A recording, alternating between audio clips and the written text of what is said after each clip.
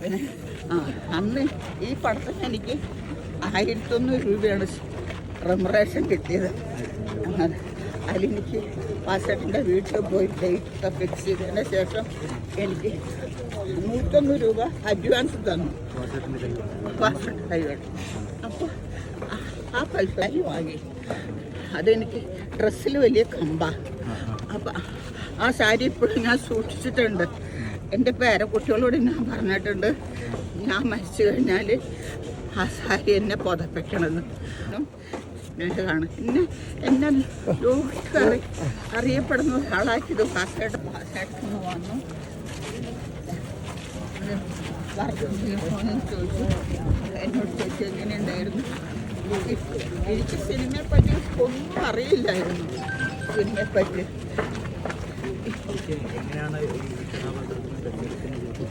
അതാ ഞാൻ പറഞ്ഞ രാഘവേട്ടൻ എന്ന് പറഞ്ഞ ഒരാളുണ്ടല്ലോ.